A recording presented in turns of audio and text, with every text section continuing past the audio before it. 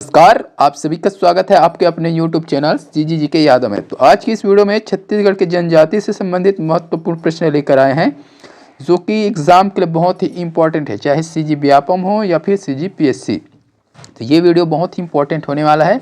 जनजाति से अक्सर प्रश्न पूछा जाता है एग्जामों में। तो आज का पहला प्रश्न देखेंगे, जनजाति में हांडिया क्या है। तो जनजाति में हांडिया होता है, ये क्या है, हांडिया या फिर हांडिया। ठीक है, ये क्या होता है आपको बताना है। युवागृह है, विवाह पद्धति है, गोत्र है या फिर पेय पदार्थ है। क्या चीज है, जल्दी से बताइए भाई। हांडिया क्या है, जल्दी से बताइए क्या चीज है। युवागृह, विवाह पद्धति, गोत्र, पेय पदार्थ।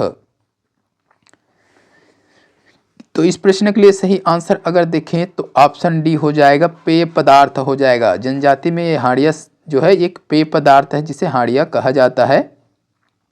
ठीक है, तो ये हांडिया को कोरवा एवं उरांव जनजाति का ये पेय पदार्थ है जो चावल से बनता है। इस चीज़ को भी आपको याद रखना है, चावल से बनता है। और अन्य पेय पदार्थ की अगर बात करें तो याद रखिएगा सल्फी। ठीक है, सल्फी भी एक पेय पदार्थ है, तो उससे रिलेटेड भी प्रश्न आता है। तो सल्फी भी पेय पदार्थ है।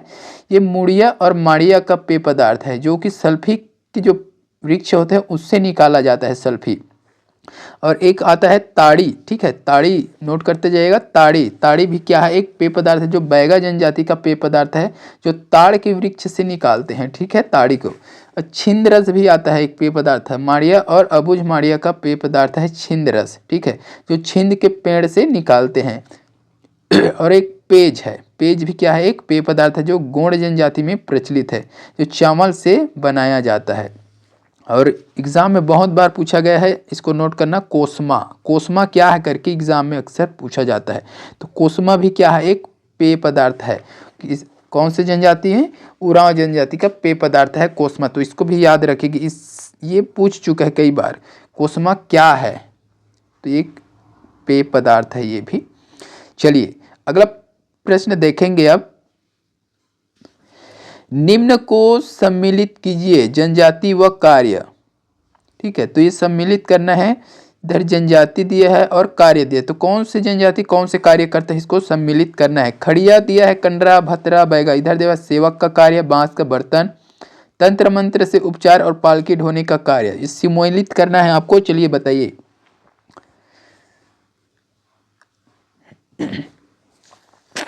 खड़िया, खड़िया जनजाति का क्या हो जाएगा भाई, ये खड़िया जनजाति तो पालकी ढोने का कार्य करता है, तो ये हो जाएगा आपका खड़िया जनजाति।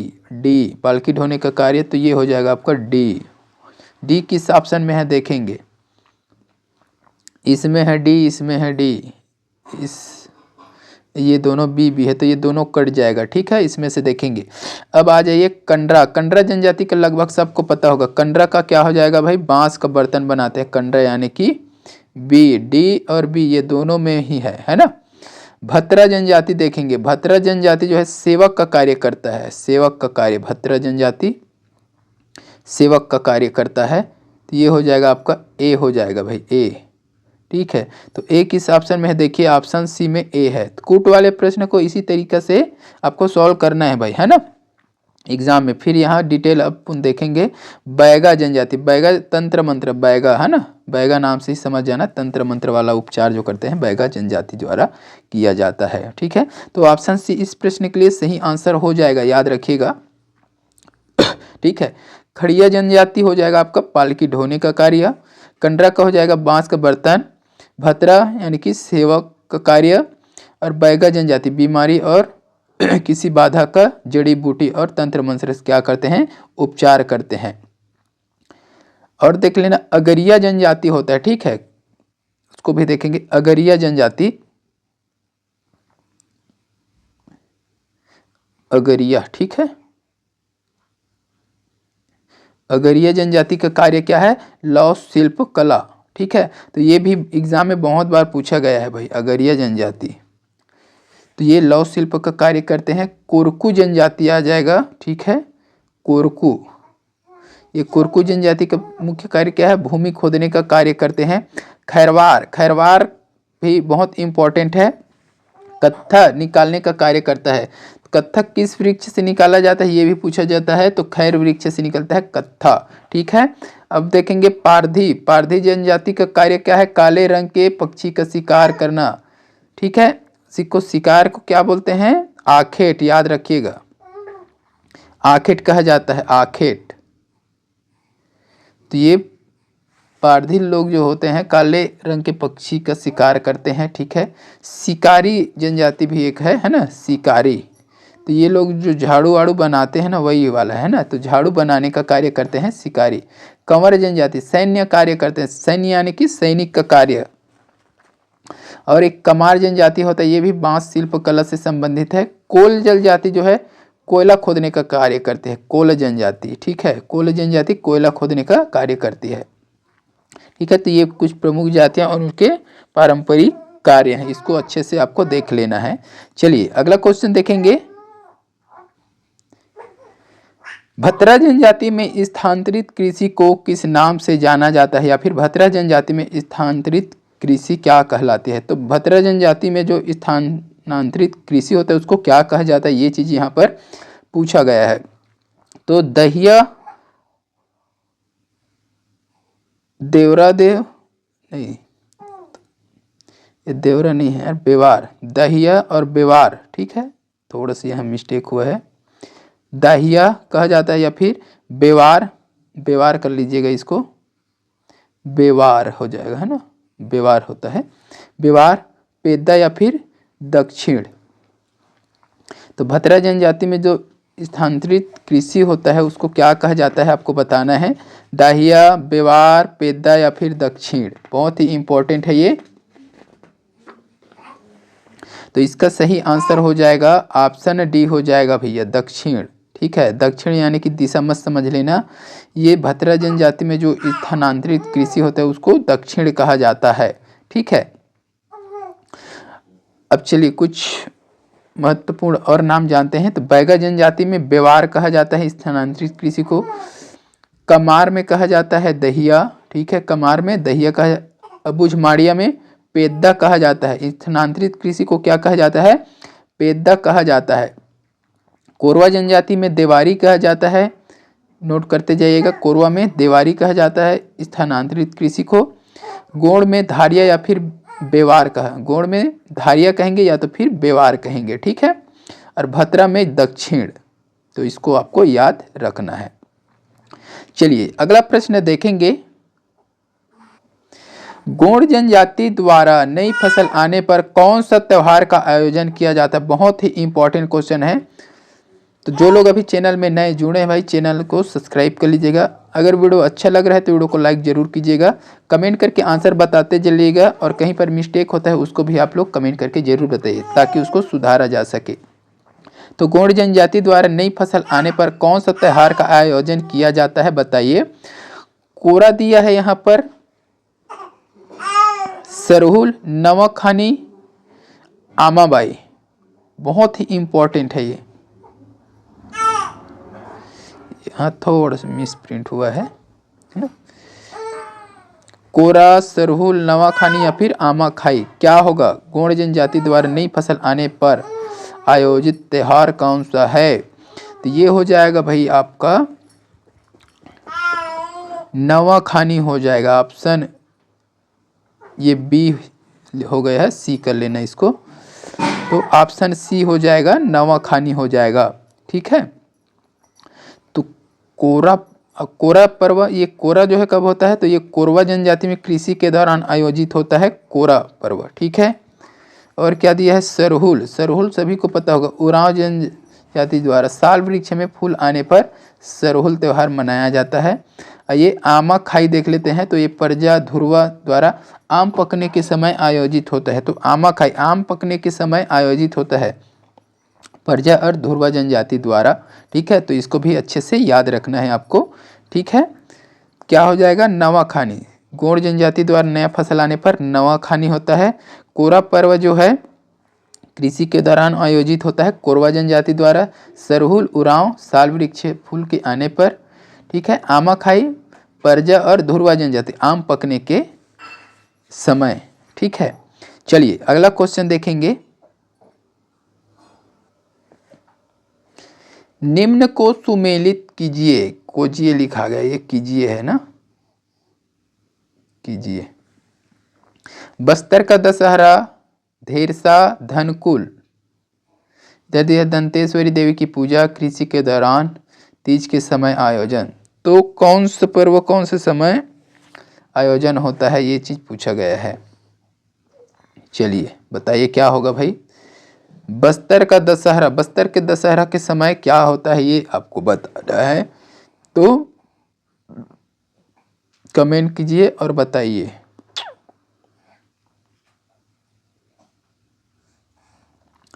बस्तर का दशहरा दंतेश्वरी देवी की पूजा, यानी कि एक हो जाएगा। किसमें किसमें एक है भाई, इसमें है और इसमें भी है और इसमें भी है, तो ये हो जाएगा कट, ठीक है। और हो जाएगा धेरसा, धेरसा देखेंगे तो एक धेरसा जो है कृषि के दौरान, तो धेरसा जो है कृषि के दौरान कोरवा जनजाति द्वारा आयोजित होता है, ठीक है। तो ये हो जाएगा आपका 2 हो जाएगा भाई। तो इसमें भी थोड़ा सा मिस्टेक हुआ है यहाँ पर ना, ये डबल डबल हो गया है, तो इसका बी ऑप्शन ले लीजिएगा आप, ठीक है। 1 2 3 धनकुल, तीज के समय आयोजन होता है धनकुल, ठीक है। तो इसको अच्छे से देख लीजिएगा। तो बस्तर दशहरा में प्रमुख रूप से मुरिया जनजाति द्वारा किया जाता है। बस्तर दशहरा लगभग कितने दिन का, तो ये 75 दिन का, याद रखना है। अभी बीच में 105 या 6 दिन का हुआ था, तो उसको नहीं, ये 75 दिन प्रमुख है, इसको याद रखना है आपको। धेरसा, धेरसा क्या है, कोरवा जनजाति द्वारा कृषि के दौरान किया जाता है ये, ठीक है। साथ ही कोरा बीज बोहनी पर्व भी कोरवा जनजाति द्वारा कृषि के दौरान किया जाता है। तो कोरवा जनजाति के दौरान, कोरवा जनजाति में कृषि के दौरान कौन कौन से और पर्व होता है, कोरा बीज बोहनी, ये पर्व भी होता है, इसको भी आपको याद रखना है। चलिए ये धनकुल के बारे में देख लेते हैं। तो धनकुल जो है भद्रा हलबा जनजाति द्वारा तीज के समय आयोजित किया जाता है। कब, तो भाद्रपद में, ठीक है। तो इसको अच्छे से देख लीजिएगा। धनकुल, धनकुल एक वाद्य यंत्र भी है, याद रखिएगा, धनकुल वाद्य यंत्र। तो ये धनकुल एक पर्व है, आयोजन है ये, ठीक है। अगला प्रश्न देखेंगे, निम्न को सुमेलित कीजिए। कमार, कंवर, बिंझवार, भद्र ये जनजाति है। सगरा खंड, छोटे माई, बड़े माई, शिकार देवी, विंध्यवासिनी, इधर पूज्य क्या है, देवी देवता है, उसको आपको मिलाना है, देवी या देवता, ठीक है। तो कमार का क्या हो जाएगा, चलिए बताइए। कमार का हो जाएगा भाई छोटे माई बड़े माई, तो ये हो जाएगा 2 हो जाएगा कमार का, छोटे माई बड़े माई। कंवर का, कंवर का क्या हो जाएगा, सगरा खंड हो जाएगा, कंवर का सगरा खंड हो जाएगा, ये हो जाएगा, ठीक है।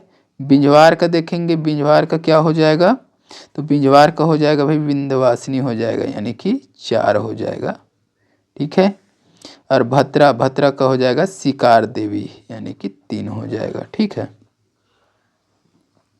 ये 3 हो जाएगा।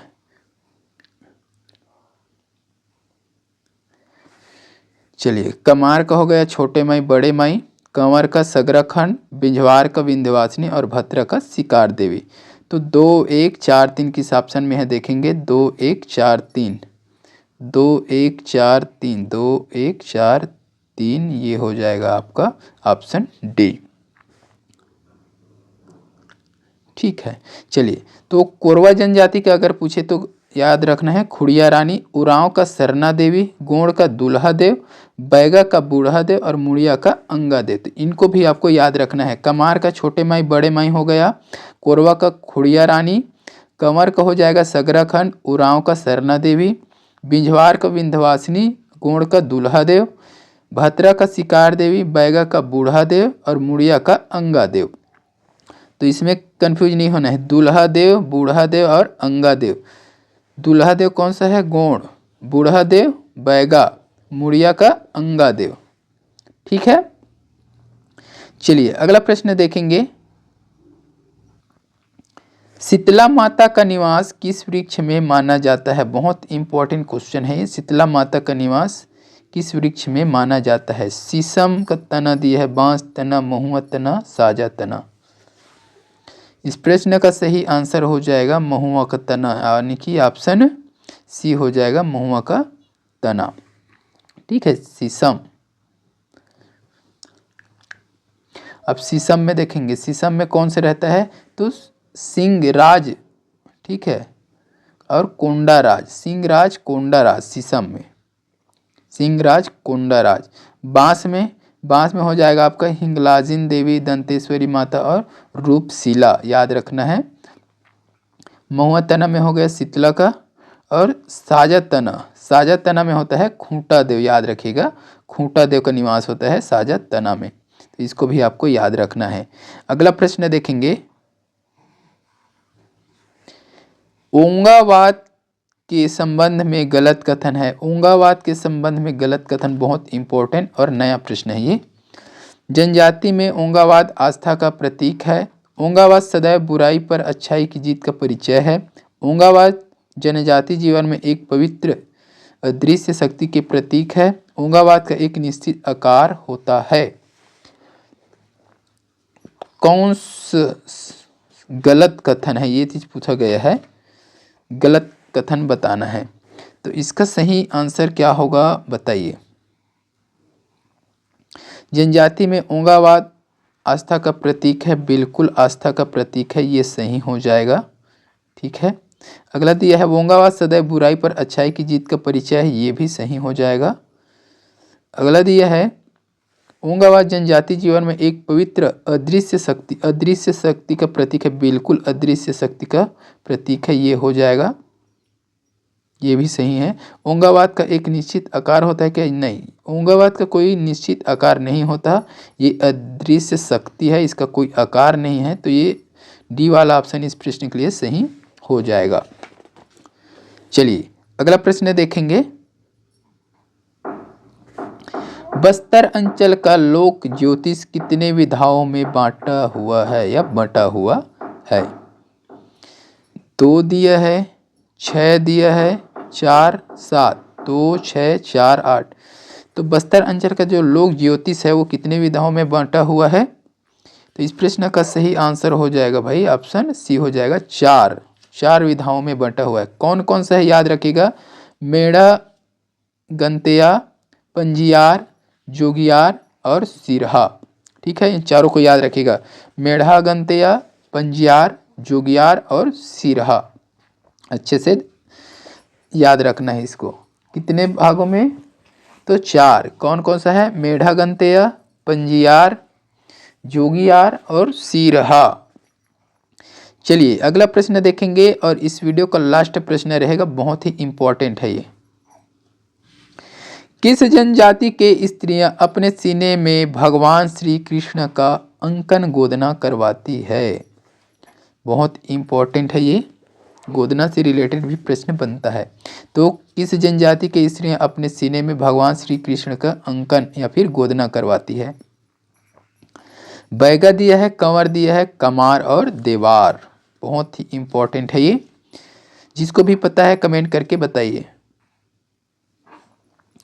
तो इस प्रश्न का सही आंसर क्या होगा? बैगा, कंवर, कमार, देवार, ये हो जाएगा आपका ऑप्शन बी सही हो जाएगा इस प्रश्न का, कंवर जनजाति। ठीक है,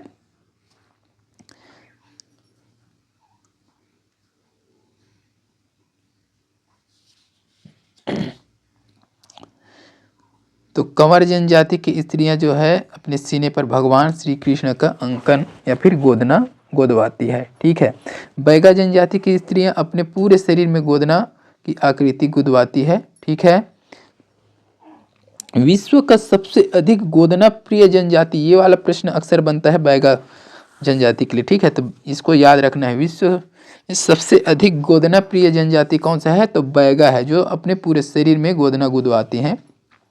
ठीक है, और देखेंगे कमार के जो स्त्रियां होते अपने कंधों पर मोर तथा बिच्छू एवं हाथ की उंगलियों पर बिंदियों से मक्खी का आकार गुदवाती है। ठीक है, तो ये बहुत इंपॉर्टेंट है। कमार जनजाति की स्त्रियां अपने कंधों पर मोर तथा हाथ के ऊपर बिच्छू, हाथ की जो उंगलियां होती है उसमें बिंदी से क्या करते हैं, मक्खी का आकार गुदवाती है। ये भी बहुत इंपॉर्टेंट है। मानना है कि ऐसा करने से स्वर्ग मिलेगा। क्यों गुदवाते हैं, तो ऐसा करने से स्वर्ग की प्राप्ति होता है। अब बच गया आपका देवार। देवार गोदना गोदने का कार्य करते हैं। ठीक है, देवार जनजाति गोदना गोदने का कार्य करती है। तो आज के इस वीडियो में बस इतना ही। वीडियो अच्छी लगे तो वीडियो को लाइक जरूर कीजिएगा, शेयर कीजिएगा। चैनल में नए हैं तो चैनल को सब्सक्राइब कर लीजिएगा। आपके लिए एक प्रश्न है, छत्तीसगढ़ में कितने विशेष पिछड़ी जनजाति है, ये आपको कमेंट करके बताना है। छत्तीसगढ़ में विशेष पिछड़ी जनजातियों की संख्या क्या है।